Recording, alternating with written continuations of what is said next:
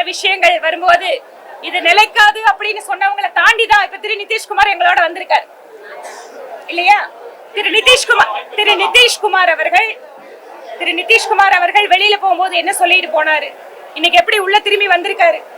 அதனால புரிந்து கொள்கிறார்கள் அரசியல் கட்சி தலைவர்கள் தேசிய ஜனநாயக கூட்டணிக்குள்ளாக அவங்களுக்கு கிடைக்கிற மரியாதை, முக்கியத்துவம் எல்லாவற்றிற்கும் மேலாக அத்தனை பேரையும் அரவணைத்து சென்று நாட்டின் முன்னேற்றத்திற்கு பயன்படுத்துவதை அவர்கள் புரிந்து கொள்கிறார். அதனால எங்களோட எல்லாரும் திரும்பி வராங்க.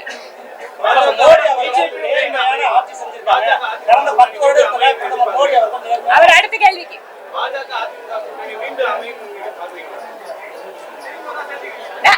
இந்த திரும்ப வந்தா சேர்த்துக்கிறீங்களா, திரும்ப வரும்னு எதிர்பார்த்துட்டு இருக்கிறீங்களா? இந்த மாதிரியான ஹேஷியங்களுக்கெல்லாம் நாங்க எப்படி பதில் சொல்ல முடியும்?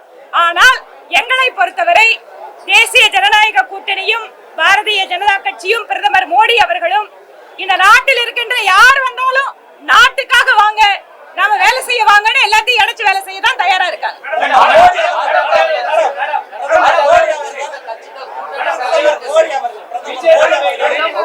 உங்களுக்கு பதில் சொல்லிட்டு அவருக்கு தமிழகத்துல படிக்காது சொல்லி முன்னாள் அமைச்சர் ஜெயக்குமார் சொல்லியிருக்காரு.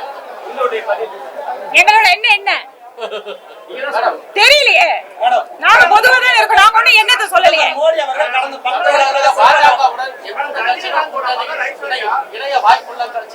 பாராளுமன்ற தேர்தலுக்கு முன்பாக தமிழகத்திலே தேசிய ஜனநாயக கூட்டணியினுடைய கூட்டம் நடக்கும் போது இங்க எங்களோட யாரெல்லாம் இருக்கிறார்கள் அப்படிங்கறது உங்களை எல்லாம் கூட்டு வச்சே சொல்லுவோம்.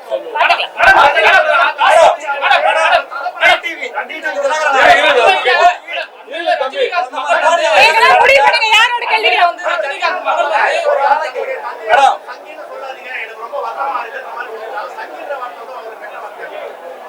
இந்த சங்கி அப்படிங்கறத ஒரு எதிர் கருத்து வைத்திருக்கக்கூடியவர்களும் எங்கள் கட்சியினுடைய கொள்கைக்கு எதிராக நிற்கக்கூடியவர்களும் அதை ஒரு குறிப்பிட்ட பதமாக அவங்க ஒரு இழிவுபடுத்துறதுக்கு, அவங்கள ட்ரோல் பண்றதுக்கு அப்படிங்கிற மாதிரி அதை யூஸ் பண்ண ஆரம்பிச்சிருக்காங்க. அது முன்ன ரொம்ப நாளா பண்ணிட்டு இருக்காங்க. இதுல ஒரு சிலர் சொல்றாங்க, ஆமா ஐ எம் a proud சங்கி அப்படின்னு சொல்றாங்க. அதனால இந்த சங்கிக்கு டெஃபினிஷன் அப்படிங்கறத நாங்க சொல்ல முடியாது. எங்களை கேட்டீங்கன்னா நாங்க டெஃபினிஷன் என்ன சொல்லுவோம்?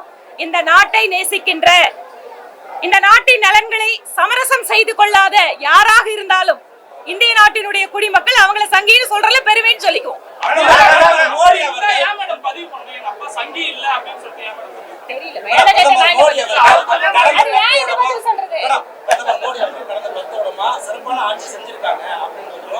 ஆனா மத்திய அமைச்சர்களும் ஆளுநர்களும் இங்க சரியான ஆட்சி செய்யல, அரசியல் செய்யறாங்க அப்படின்றத டிடி தினகரன் சொல்றாங்க. அரசியலமைப்பு சட்டம் எல்லாத்துக்கும் ஆளுக்கு ஒரு வேலை கொடுத்திருக்கு.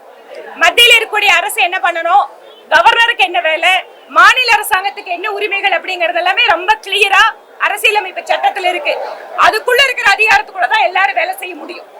யார் ஒருவர் அதை தாண்டும் போதும் அரசியலமைப்பு சட்டத்தை அது பார்த்துக் கொள்ளும். அதனால யார் அதை மீறினாலும் சம்பந்தப்பட்ட நகர்கள் அதுக்கு தீர்வு காணணும்னா நீதிமன்றத்தை நாடலாம்.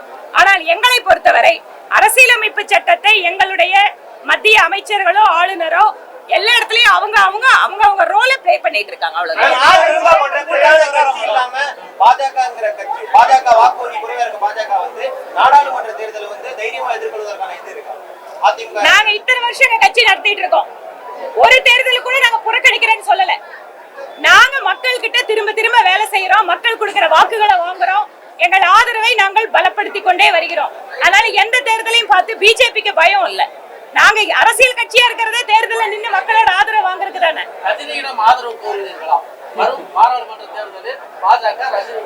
திரு ரஜினிகாந்த் அவர்கள், திரு கமலஹாசன் அவர்கள், இன்னும் நீங்க எத்தனை நடிகர் வேணாலும் வச்சுக்கோங்க, நான் சொல்றது எந்த நடிகர் நடிகைகளா இருந்தாலும் ஏன் உங்ககிட்ட கூட நாங்க ஆதரவு கேட்கறவங்க எங்களோட வேலை. உங்க எல்லாத்துக்கிட்ட நாங்க ஆதரவு கேட்போம். கொடுக்கறதும் கொடுக்காதும் உங்களோட விருப்பம். நான் தான் சொல்லிட்டேன், திரு விஜய் மட்டுமல்ல இன்னும் யாருக்கிட்ட வேணாலும் நாங்க ஆதரவு கேட்போம். பாதகம் செய்பவரை கண்டால் நாம் பயங்கொள்ளலாகாது பாப்பா, மோதி மிதித்து விடு பாப்பா, அவர் முகத்தில் உமிழ்ந்து விடு பாப்பா. அண்மை செய்திகளை உடனுக்குடன் தெரிந்து கொள்ள இணைந்திருங்கள் இயம்நாடு தொலைக்காட்சியுடன்.